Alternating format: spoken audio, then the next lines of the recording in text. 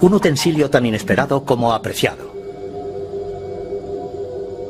Originario de las montañas indias y chinas del Himalaya, el cannabis sativa se ha utilizado desde hace mucho tiempo en las ceremonias rituales por sus virtudes terapéuticas. Marruecos es el primer productor mundial con 2.300 toneladas anuales. El cannabis se fuma bajo la forma de hojas secas, llamada marihuana, hierba o grifa, o bien en forma de resina o hachís, y el kif, un polvo del polen que se extrae golpeando la planta, una técnica tradicional en Marruecos.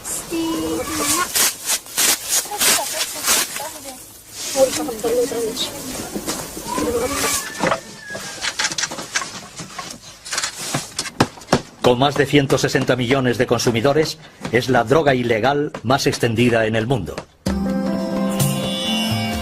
Sin embargo, el estudio del cannabis ha permitido a científicos como Daniele Piomelli descubrir un sistema esencial en el funcionamiento del cerebro, un sistema del que nadie sabía de su existencia hace unos años. Obviamente sabemos mucho más que hace 10 años, pero aún se nos escapan elementos fundamentales. No sé calcularlo. No puedo estimar un porcentaje. Pero lo que puedo decir es que estamos estudiando el cannabis donde lo dejamos hace quizá 30 años, con los transmisores analógicos como la serotonina o la dopamina. Creo que hemos llegado a un punto maravilloso en el que estamos empezando a apreciar lo importante que es el sistema. Tanto que es algo que nos entusiasma. Pero realmente no tenemos un pleno conocimiento de este sistema. Sin las ratas y los ratones, jamás hubiéramos podido estudiar los efectos de las drogas. Comparten un gran número de sus genes con nosotros y las drogas desencadenan las mismas tempestades en sus cerebros. De hecho, la humanidad entera tiene una deuda moral con estos pequeños animales.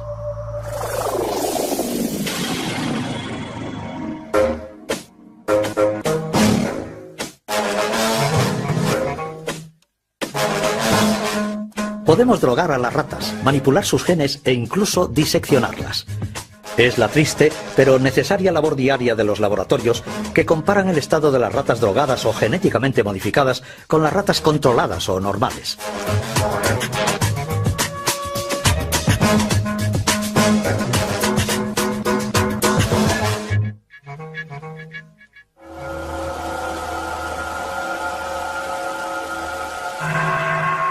Como todas las drogas, el cannabis, visto aquí al microscopio electrónico, actúa pirateando el sistema de comunicación del cerebro.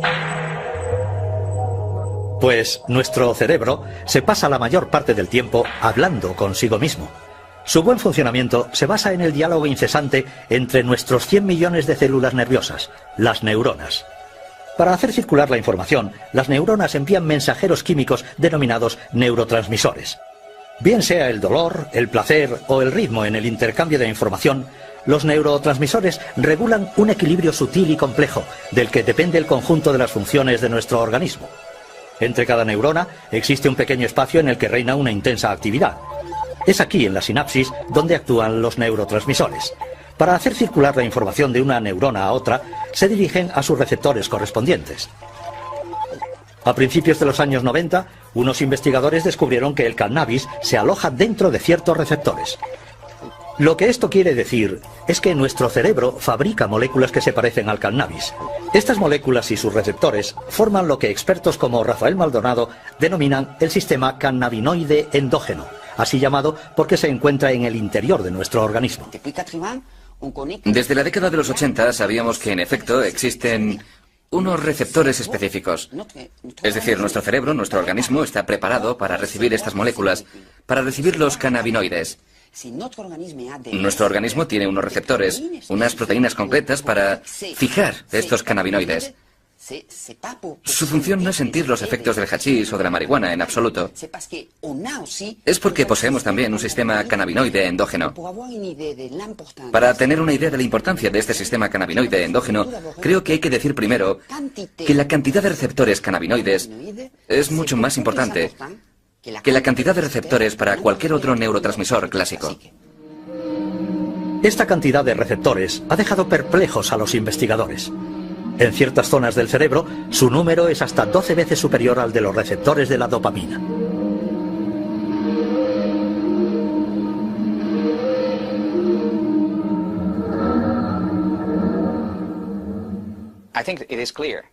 Creo que es obvio que el sistema cannabinoide realiza una función mayor en el cerebro. Una función que no podríamos adivinar ni siquiera hace 5 años.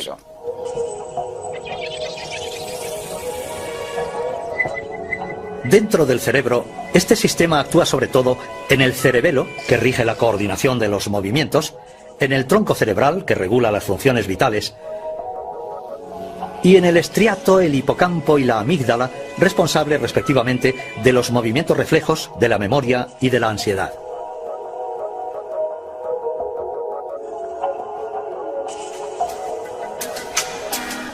Una vez identificados los receptores, los científicos iniciaron la búsqueda de las moléculas próximas al cannabis producidas por nuestro organismo. Baste decir que se lanzaban a la exploración de una verdadera terra incógnita del cerebro.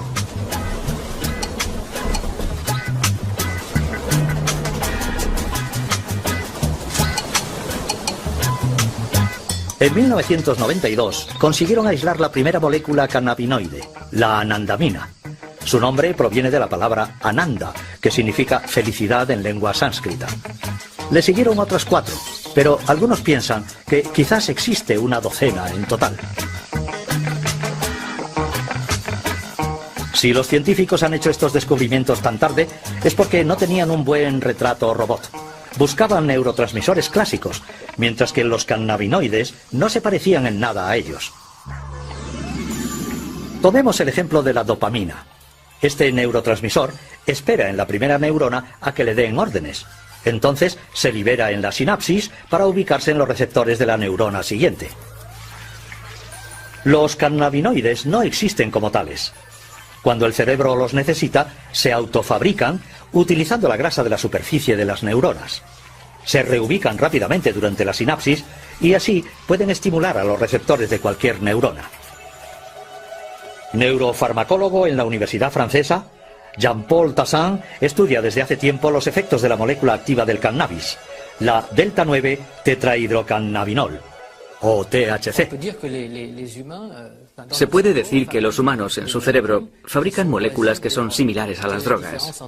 ¿Cuál es la diferencia entre las drogas procedentes del exterior de las que vienen del interior? Pues bien, una de las grandes diferencias es la cantidad. Es decir, la cantidad de sustancia que uno toma con el tetrahidrocannabinol u opio no tiene nada que ver con lo que se libera en el cerebro. Este es el primer nivel. El segundo es la localización. Los productos en cuestión, en el cerebro, son liberados únicamente en una zona extremadamente precisa a nivel de la sinapsis y a nivel de un área que tiene una dimensión infinitamente pequeña. Así pues, cuando se toma, cuando se ingiere, dicha sustancia invade todo el cerebro. Por tanto, todas las áreas son estimuladas simultáneamente.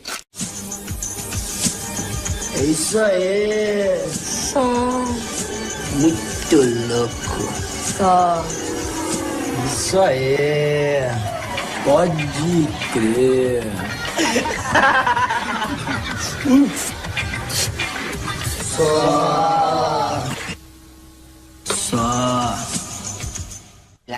Lo único que va a hacer un porro va a ser inducir una activación del sistema cannabinoide endógeno.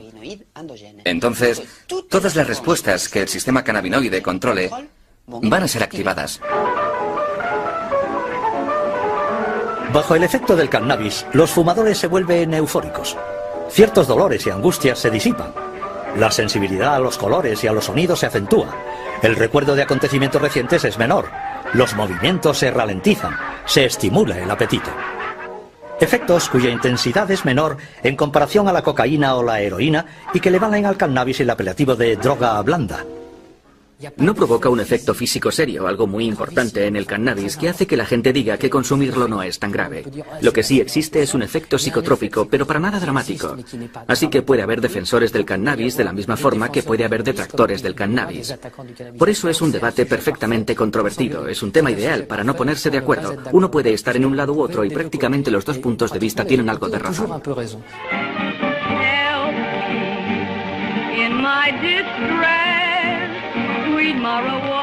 El cannabis empieza a difundirse por Europa a principios del siglo XIX. Durante la década de 1850 en París, el Club de los Hachichens reúne principalmente a escritores tales como Théophile Gautier, Charles Baudelaire, Gérard de Nerval o también a pintores como Honoré Daumier y Eugène Delacroix. El consumo popular del cannabis comienza verdaderamente a principios del siglo pasado en Estados Unidos y en su vecino México.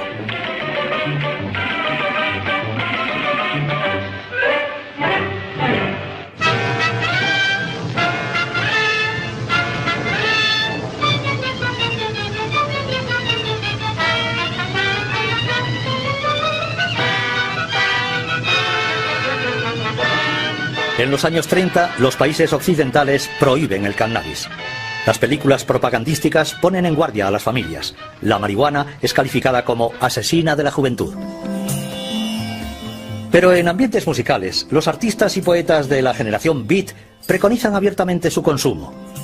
Y es con el movimiento hippie en mitad de los años 60 cuando se produce su consumo masivo entre los jóvenes, primero en Estados Unidos y luego en Europa. El cannabis se convierte en la droga del love and peace.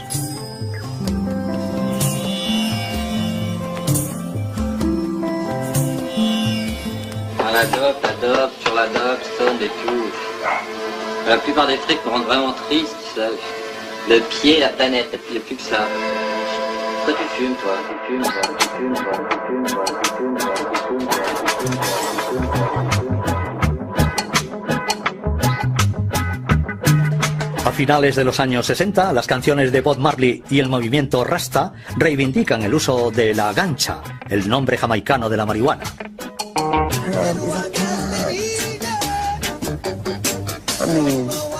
Herbs are good for everything.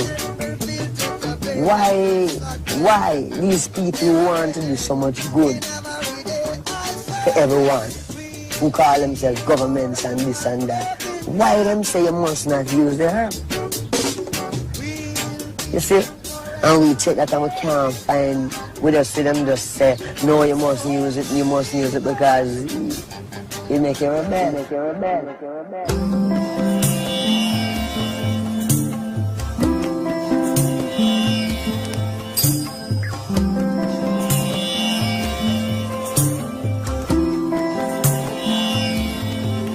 Se estima que el 4% de la población mundial fuma cannabis. Con el fin de conocer mejor este fenómeno, el ministro de Sanidad alemán encargó a Dieter Kleiber entrevistar a unos 1.500 consumidores.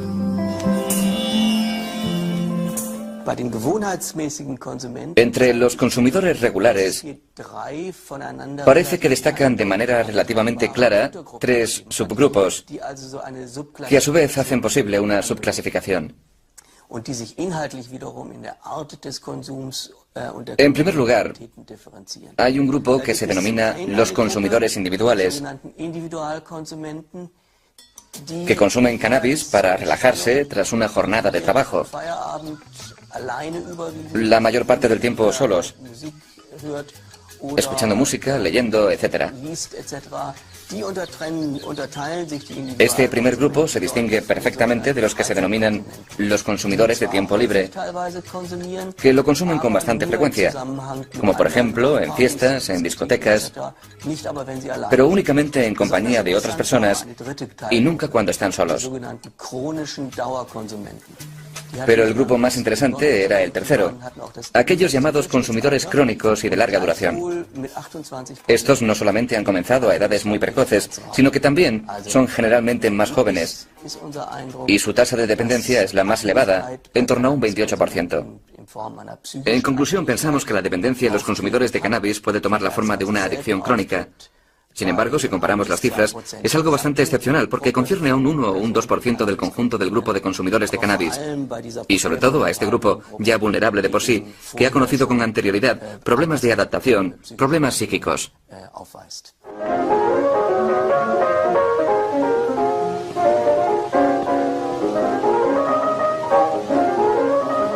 Dependencia, la gran palabra tabú. Es decir, el cannabis tiene algo en común con todas las drogas. Provoca en el cerebro un incremento de dopamina, un neurotransmisor implicado en la sensación de placer.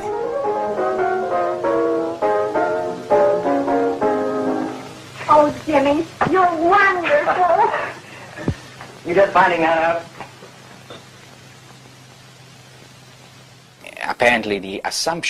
Aparentemente, el consumo de drogas cannabinoides estimula la emisión de dopamina, la secreción de células de dopamina. Las terminaciones que acaban en el núcleo accumbens provocan una liberación de dopamina. Esto es importante porque el núcleo accumbens es una región del cerebro que participa en la canalización de nuestro deseo de comer o de consumo de drogas. La estimulación de la dopamina en esa área, la activación de los receptores de la dopamina en esa área sería la causa de la apetencia de droga.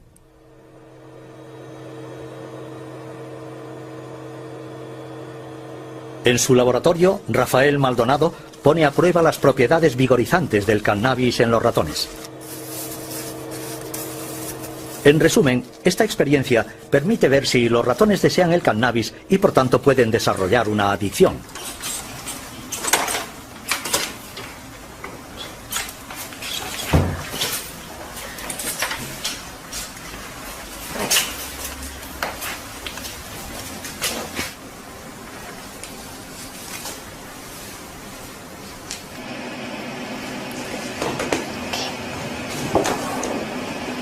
Este es el paradigma de condicionamiento de plaza, donde tenemos un compartimento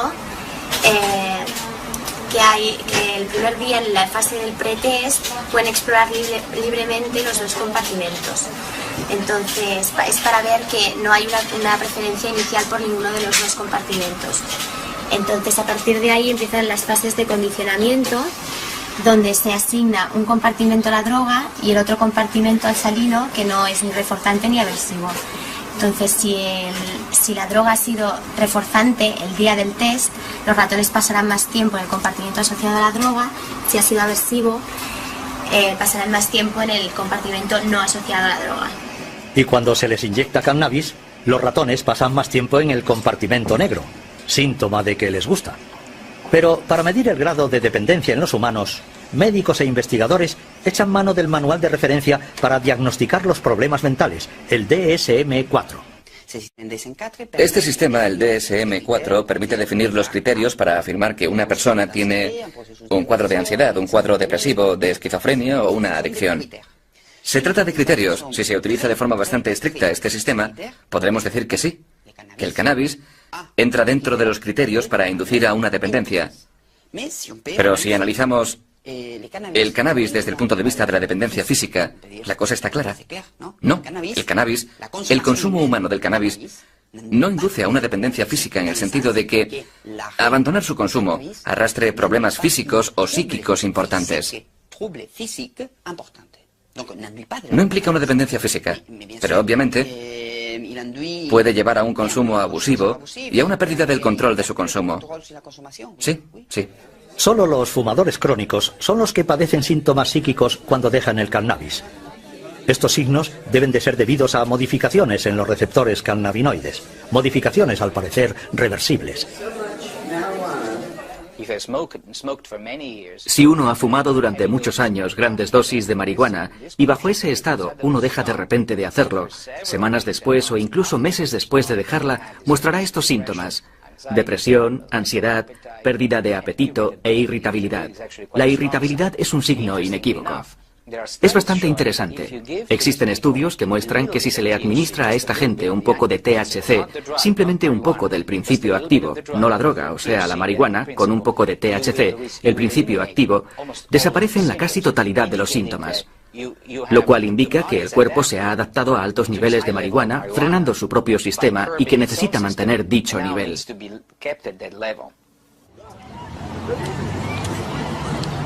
Un número creciente de fumadores con problemas solicita ayuda médica.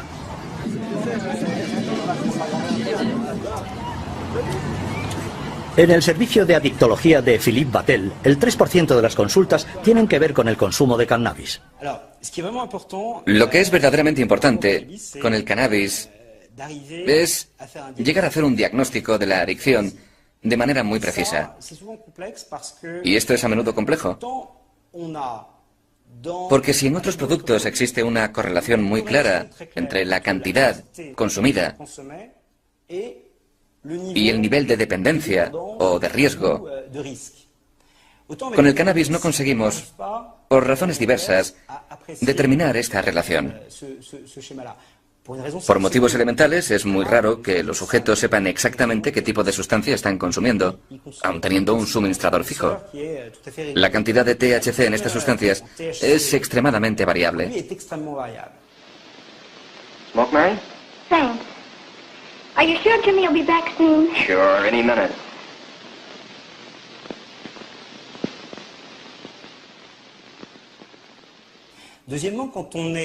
En segundo lugar, el hecho de estar sometido a un test, e incluso el hecho de tener que anotar cada día lo que uno fuma, me refiero al cannabis, vemos que es algo muy difícil de hacer por la simple razón de que el cannabis altera la memoria inmediata. Y además las prácticas son también diferentes. Cuando estas son compartidas, en el caso de un porro hay que ver cuántos se lo están fumando. Si fueran 3, entonces por esa misma regla se han fumado un tercio cada uno. Pero uno ha podido dar más caladas que el otro. No se puede saber lo que ha fumado cada cual. Este es el primer problema. El segundo problema es que determinar el nivel de dependencia es complicado porque los sujetos, por regla general, durante mucho tiempo minimizan bastante las consecuencias. Pero no lo hacen de mala fe, sino porque no tienen los medios cerebrales ni cognitivos de reconocerse en dificultad. Por ejemplo, alguien te puede decir, yo fumo porque me siento mucho mejor con mis amigos. Pues bien, uno va a tratar de entender este fenómeno, uno va a intentar analizarlo, pero de repente te suelta esto. Sí, pero parece ser que cuando ya he fumado demasiado, siento una auténtica angustia y tengo, entre comillas, la paranoia del fumador, que hace que a aquel a quien conocía bien y al que apreciaba se convierta en un extraño y alguien potencialmente dañino para mí. Es algo francamente desconcertante para un fumador de cannabis.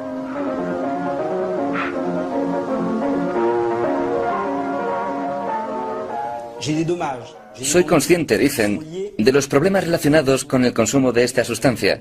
Estos inconvenientes son los que me empujan a tomar la decisión de dejarlo. Vemos entonces al sujeto ante un gran dilema. ¿Continuaré igual o podré dejarlo? Inicialmente va a optar por la parte negativa. Y una vez que la balanza se haya inclinado hacia ese lado, entonces le ayudaremos en su decisión. Desde hace varios años, en Europa, el consumo de cannabis está en constante aumento entre los jóvenes. En Estados Unidos, 1 de cada 5 jóvenes ha fumado alguna vez un porro. Según Daniele Piomelli, este consumo precoz del cannabis podría tener consecuencias nefastas en sus también jóvenes cerebros. Los adolescentes se asemejan a los adultos en muchos aspectos.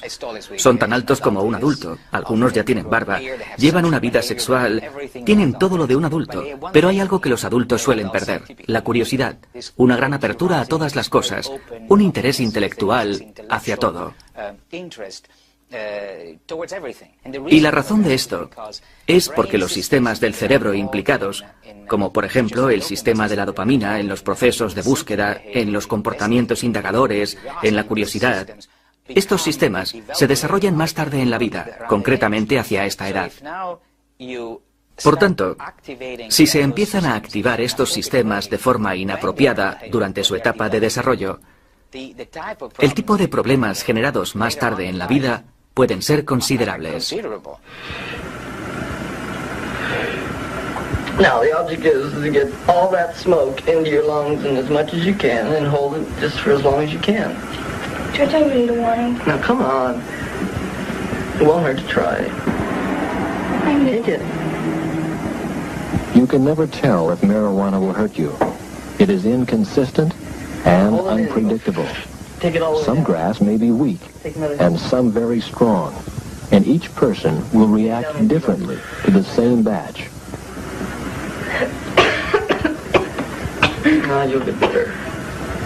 What's the effect on it? Well, just take a few more totes off this and you can find out. Keep going. Oh, come on. Most pot smokers feel compelled to turn others on. and will exert pressure on their closest friends. Anyone who does not share his fascination of getting stoned is an outsider. Evidentemente, aquellos que consuman cannabis van a ser en principio los jóvenes, que están en su etapa adolescente, que están a punto de sufrir una modificación, de forjar su personalidad en función de su entorno. El hecho de fumar cannabis les va a permitir, durante el tiempo que dure, guardar una cierta distancia respecto a esta obligación, que no es sino la de adaptarse a un ambiente y en afianzar su personalidad. Pues bien, esto puede ser una ventaja si se hace de forma moderada, porque esto le permite relajarse, entre comillas. Pero si se consume de manera regular, entonces esta confrontación que es obligatoria si uno quiere convertirse en adulto es rechazada, y además de eso es deformada por el cannabis.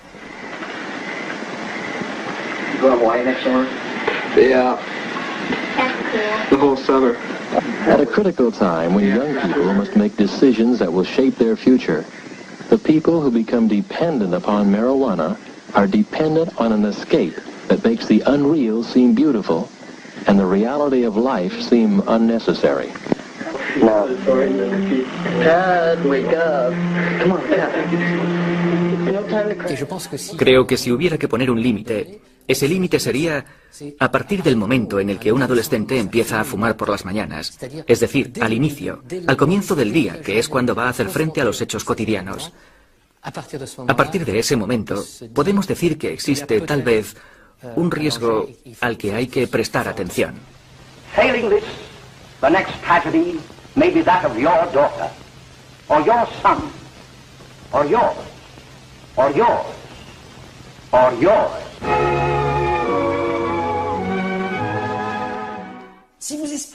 Decirle a un adolescente que si se fuma un porro se va a enganchar de manera inevitable y que va a acabar metiéndose heroína en vena es mentirle.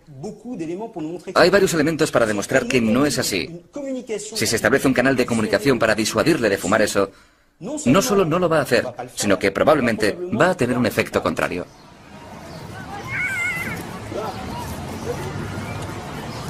A altas dosis, el cannabis puede provocar una dependencia psicológica, pero no una dependencia física. Entonces, ¿cómo prevenir del consumo de una droga cuyos efectos no son, según los científicos, nada graves?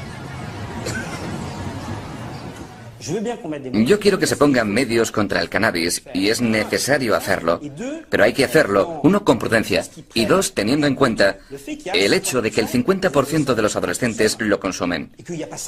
No hay un 50% de adolescentes que tienen un gran problema con el cannabis. Eso no es cierto. Y si nos lo quieren hacer creer, puede ser muy peligroso, pues jamás se conseguirían, en una esfera pública, mensajes de prevención efectivos. Por nada del mundo hay que mentirle al individuo, al sujeto al cual va dirigido, exponiendo datos científicos que sean falsos.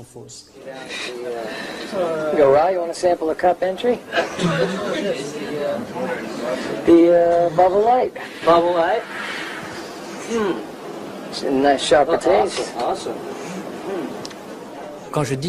Cuando digo que solo lo fuman los adolescentes, exagero. Bien, a pesar de todo, es una realidad epidemiológica. Es decir, se trata de un consumo que empieza para algunos a los 13 o 14 años y que va a aumentar hasta los 18, 19 o 20 años. Pero después de los 20 años hay un descenso bastante notable en el consumo de cannabis, lo que es, por otra parte, una prueba de que el cannabis en sí no es un producto extremadamente adictógeno, adictivo, pues se percibe que se puede dejar sin dificultad. Y a menudo, a partir del momento en el que los adultos entran en el mundo laboral de una forma relativamente regular, dejan de consumirlo o lo hacen de una manera totalmente lúdica y sin importancia.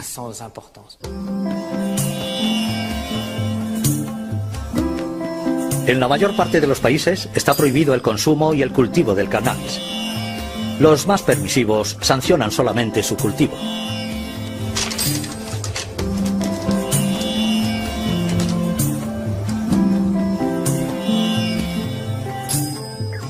Los holandeses fueron los primeros en acuñar el concepto de droga blanda en su legislación. El consumo de cannabis no está considerado como delito, aunque su venta solo es autorizada en los coffee shops. Cada año, Sus seguidores se dan cita en Ámsterdam con ocasión de la Cannabis Cup, una especie de campeonato del porro. Tenemos el Double Bubble, lo que significa que ha sido 3 veces ganador de la Cannabis Cup. Este es de gran calidad. Se le llama primera cosecha. Es como el vino, un hachís con solera.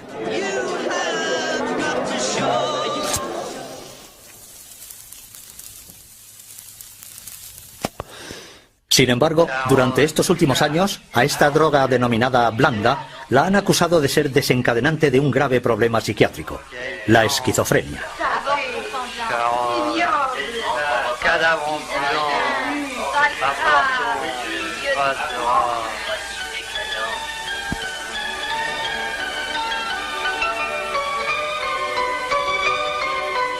Esta enfermedad se hace patente justamente al final de la adolescencia o al inicio de la edad adulta. Se traduce en una pérdida de contacto con la realidad, una desintegración de la personalidad o alucinaciones. Cuando vemos a individuos que tienen un cuadro esquizofrénico y una adicción al cannabis, al retomar cronológicamente su historial, nos damos cuenta de que, incluso antes del cannabis, existían ya pequeños elementos que eran signos precoces, en los cuales los psiquiatras han aprendido a reconocer problemas de índole psicótica en la evolución del sujeto.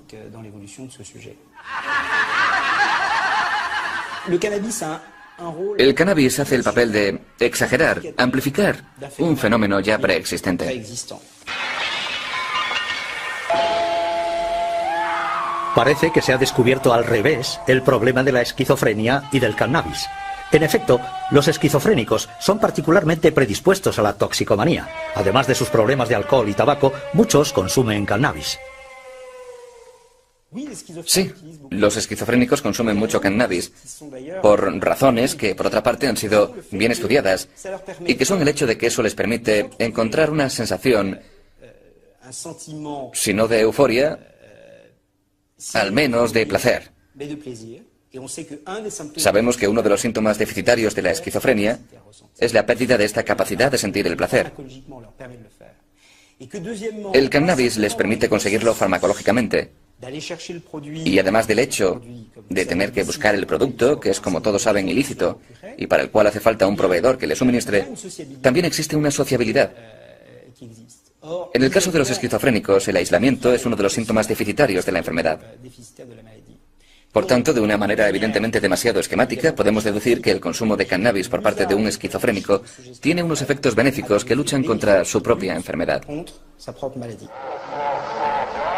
Los esquizofrénicos hacen en cierto sentido un uso terapéutico del cannabis. Nos encontramos ante una dificultad mayúscula cuando abordamos la cuestión de esta droga. Ilegal en la mayor parte de los países, el cannabis posee unas propiedades terapéuticas bien conocidas.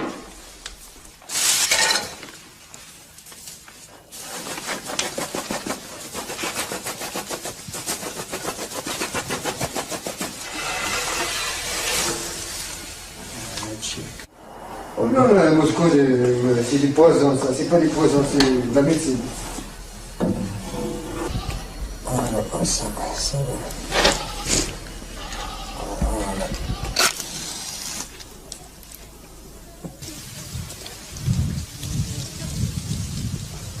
El que es mejor que el tabaco.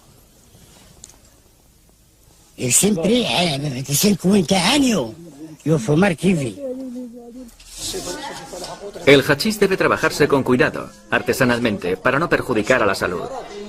De otra manera, la gente fumaría un kiff puro a lo largo de sus vidas y gozarían de buena salud. Por otra parte, países como Suiza autorizan su uso médico y, por tanto, su cultivo.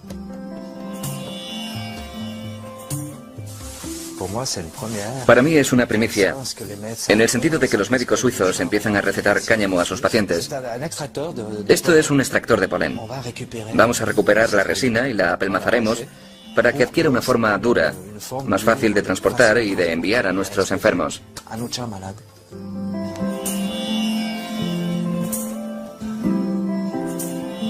Una clínica en Berna trata a enfermos de esclerosis múltiple con unas cápsulas compuestas de cannabis. Nos ayuda a conciliar mejor el sueño. Para la noche es algo que me parece fenomenal. También para relajarnos un poco. Porque algunas mañanas a veces en ciertas ocasiones, resulta un poco duro. Y bueno, la alternativa a este tratamiento es a base de una medicación muy fuerte que provoca efectos secundarios bastante notables. Yo diría que se hacen notar. Por esta razón ya no he vuelto a probar la otra medicación contra los temblores, los espasmos o los calambres, porque los efectos secundarios eran realmente muy fuertes, demasiado fuertes para mí. Por eso dejé de tomarla. Mientras que con esto, ahora no noto ningún efecto secundario. El uso del cannabis con fines médicos está permitido, por ejemplo, en Suiza. Allí existen 300 plantaciones de marihuana, pero solo 40 son legales. Gran parte de la producción, de hecho, está destinada a su uso ilegal y a la exportación. Deberíamos darnos cuenta de que el hecho de que haya sustancias que induzcan o no a un consumo abusivo no tienen nada que ver con los efectos de una sustancia que podría ser aplicada clínicamente. Pongo como ejemplo los opioides. Todo el mundo conoce el ejemplo de los opioides. Todo el mundo sabe cómo los opioides pueden ser peligrosos si se hace un uso lúdico de ellos.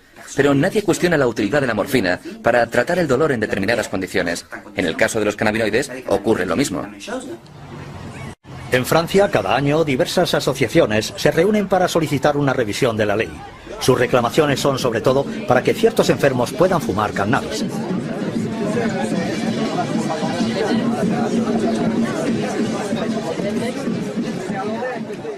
Estoy bajo triterapia. Tiene unos efectos secundarios que son difíciles de soportar. Me he dado cuenta de que el uso del cannabis me permitiría atenuar esos efectos secundarios. No concibo que alguien me impida hacerlo. Los mensajes de la sanidad pública deben ser prudentes y bien adaptados. Si tienes un paciente que padece un cáncer terminal y necesita marihuana, creo que sería poco ético impedir a ese paciente que la consuma por razones políticas. En Canadá, Australia y Europa, los enfermos de SIDA o de cáncer han conseguido cambiar la ley y han obtenido el derecho a fumar porros con el fin de aliviar sus dolores y sus náuseas. La marihuana es una droga. Produce unos efectos que uno no puede pedir a la gente que los tolere en la vida diaria. Uno no querría un analgésico que al tomarlo cada día provocara pérdida de memoria. Esa persona sería un desastre en su trabajo. O que estuviera eufórico todo el tiempo sería un problema para sus compañeros de trabajo. Bom, sou Alfredo, Ana Elisa. Queria aproveitar momento para pedir em casamento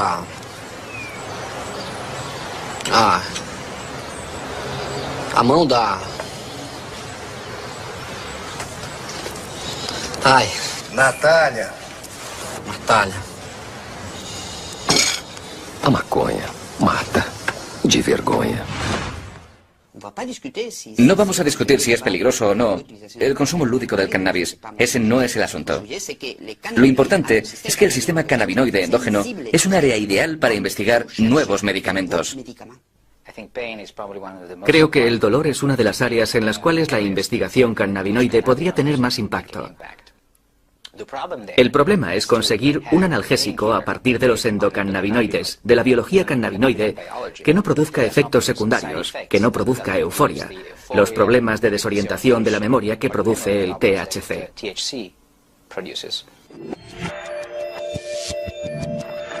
El problema del cannabis es que invade el cerebro y estimula todos los receptores sin discriminación alguna.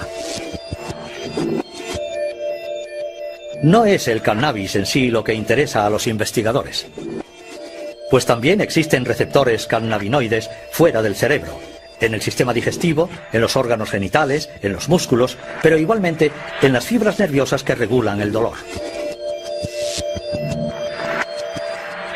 Los investigadores tratan de actuar directamente y de manera concreta sobre los receptores, jugando con las tasas de endocannabinoides, como la anandamina, por ejemplo.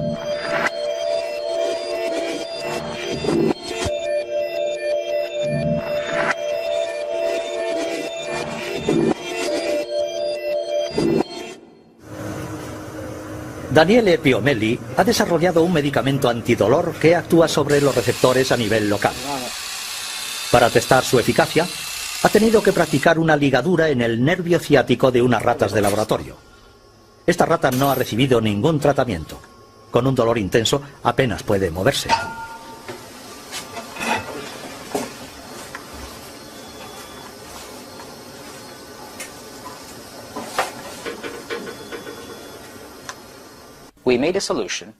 Hemos elaborado una solución y la hemos aplicado en el área, como un gel o una crema que se le aplica a la gente que sufre de ciática o artritis.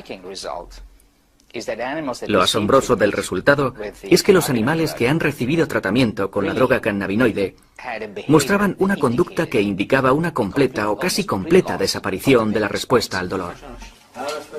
La rata tratada se comporta como si gozara de una perfecta salud.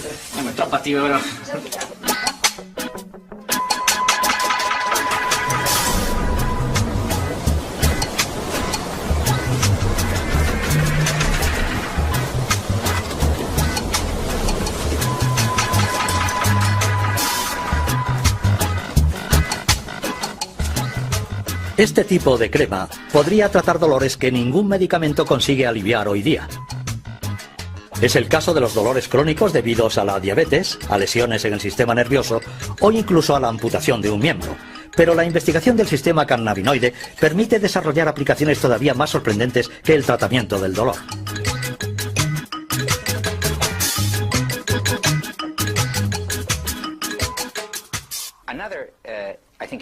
Creo que otra condición que podría ser controlada, que podría ser tratada con cannabinoides, es la ansiedad, la depresión.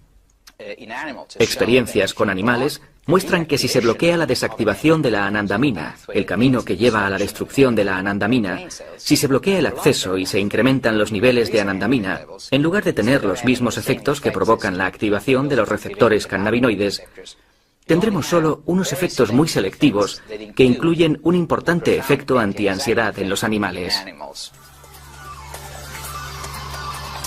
Una vez que la anandamina ha cumplido su misión en la sinapsis, retorna a la neurona. Luego es eliminada por otras moléculas. Si un medicamento impidiera esta destrucción, la anandamina podría actuar mucho más tiempo.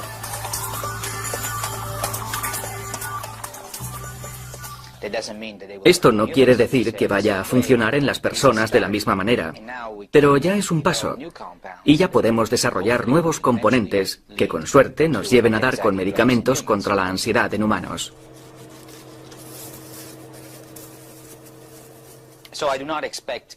No creo que la creación de ansiolíticos o antidepresivos basados en el sistema cannabinoide sea tarea fácil, ni que sea posible entre los próximos 2 y 5 años. Pero creo que entre los próximos 10 o 20 años, medicamentos para tratar problemas neuropsiquiátricos y basados en el sistema endocannabinoide se utilizarán a gran escala. Más asombroso aún, se está descubriendo en la actualidad que ciertas enfermedades serían debidas a alteraciones en el sistema cannabinoide. En el cerebro, el hipotálamo participa en la regulación del apetito, y los científicos han demostrado que los endocannabinoides podrían actuar en esta área.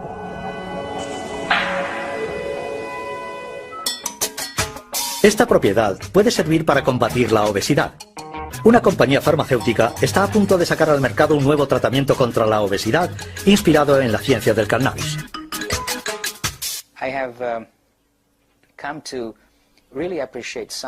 He llegado a apreciar la ciencia mucho más que cuando era más joven. No era consciente de lo útil que podía ser la ciencia para todos hasta que me involucré en ella, en el mundo de la ciencia, y formé parte de ella. Lo que he llegado a comprender, sin embargo, es el hecho de que la ciencia tiene como objetivo último comprender y ayudar a la humanidad, sobre todo la ciencia médica.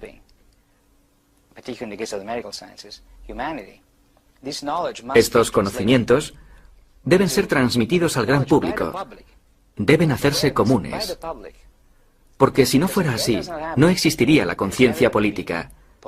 Pues sin conciencia política, todos los descubrimientos realizados en los laboratorios no serían transformados en decisiones de salud pública, decisiones a fin de cuentas importantes.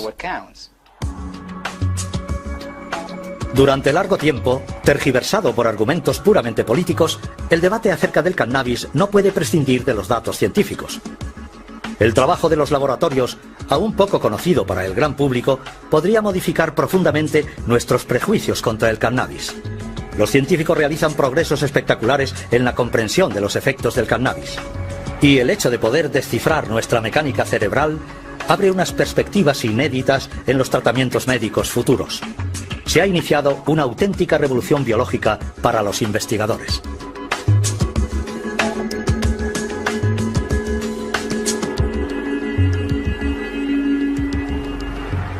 A todas las ratas y ratones que cada día en los laboratorios contribuyen a una mejor comprensión de la conciencia humana.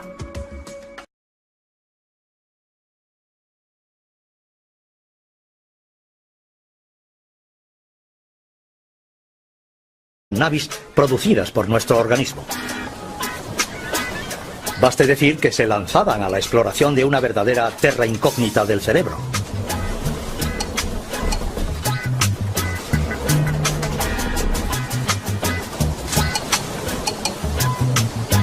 En 1992 consiguieron aislar la primera molécula cannabinoide, la anandamina. Su nombre proviene de la palabra ananda, que significa felicidad en lengua sánscrita. Le siguieron otras 4, pero algunos piensan que quizás existe una docena en total. Si los científicos han hecho estos descubrimientos tan tarde, es porque no tenían un buen retrato robot. Buscaban neurotransmisores clásicos, mientras que los cannabinoides no se parecían en nada a ellos. Tomemos el ejemplo de la dopamina. Este neurotransmisor espera en la primera neurona a que le den órdenes. Entonces se libera en la sinapsis para ubicarse en los receptores de la neurona siguiente. Los cannabinoides no existen como tales.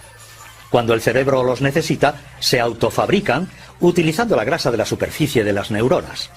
Se reubican rápidamente durante la sinapsis y así pueden estimular a los receptores de cualquier neurona.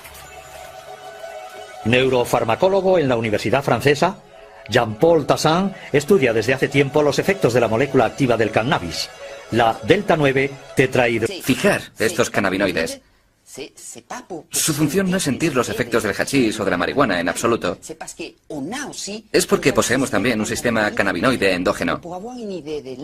Para tener una idea de la importancia de este sistema cannabinoide endógeno, creo que hay que decir primero que la cantidad de receptores cannabinoides es mucho más importante que la cantidad de receptores para cualquier otro neurotransmisor clásico. Esta cantidad de receptores ha dejado perplejos a los investigadores. En ciertas zonas del cerebro, su número es hasta 12 veces superior al de los receptores de la dopamina.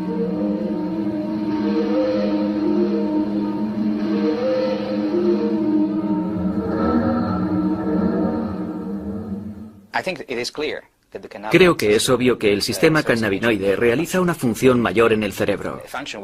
Una función que no podríamos adivinar ni siquiera hace 5 años.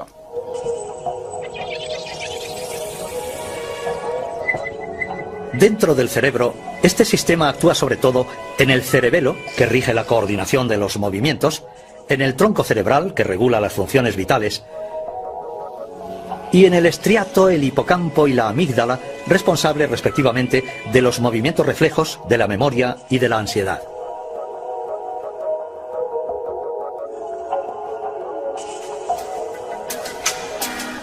Una vez identificados los receptores, los científicos iniciaron la búsqueda de las moléculas próximas al cansto. Aquí, al microscopio electrónico, actúa pirateando el sistema de comunicación del cerebro.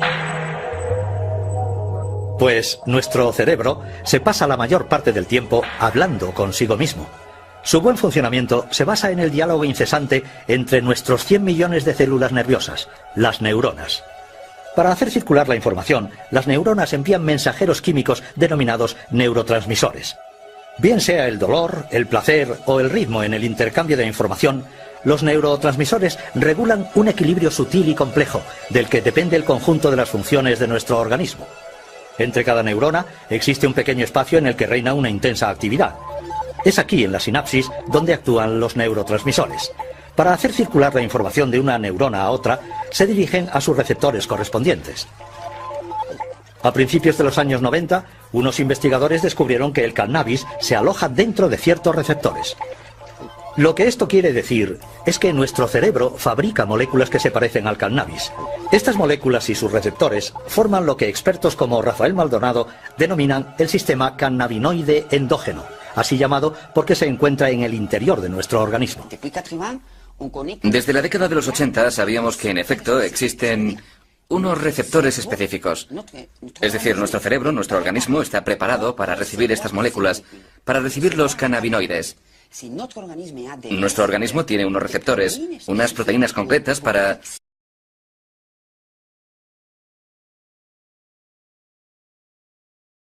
Un utensilio tan inesperado como apreciado. Originario de las montañas indias y chinas del Himalaya, el cannabis sativa se ha utilizado desde hace mucho tiempo en las ceremonias rituales por sus virtudes terapéuticas. Marruecos es el primer productor mundial con 2.300 toneladas anuales. El cannabis se fuma bajo la forma de hojas secas, llamada marihuana, hierba o grifa, o bien en forma de resina o hachís, y el kif, un polvo del polen que se extrae golpeando la planta, una técnica tradicional en Marruecos.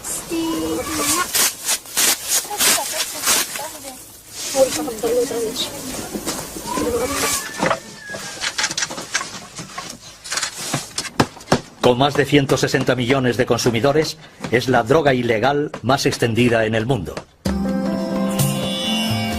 Sin embargo, el estudio del cannabis ha permitido a científicos como Daniele Piomelli descubrir un sistema esencial en el funcionamiento del cerebro, un sistema del que nadie sabía de su existencia hace unos años. Obviamente sabemos mucho más que hace 10 años, pero aún se nos escapan elementos fundamentales. No sé calcularlo. No puedo estimar un porcentaje. Pero lo que puedo decir es que estamos estudiando el cannabis donde lo dejamos hace quizá 30 años, con los transmisores analógicos como la serotonina o la dopamina. Creo que hemos llegado a un punto maravilloso en el que estamos empezando a apreciar lo importante que es el sistema. Tanto que es algo que nos entusiasma. Pero realmente no tenemos un pleno conocimiento de este sistema. Sin las ratas y los ratones, jamás hubiéramos podido estudiar los efectos de las drogas. Comparten un gran número de sus genes con nosotros y las drogas desencadenan las mismas tempestades en sus cerebros. De hecho, la humanidad entera tiene una deuda moral con estos pequeños animales.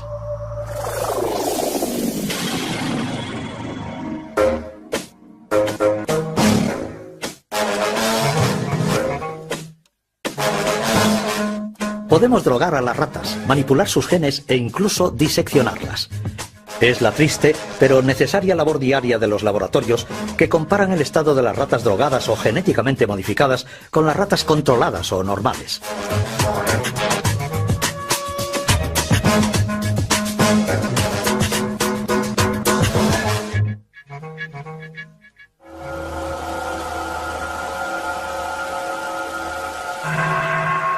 Como todas las drogas, el cannabis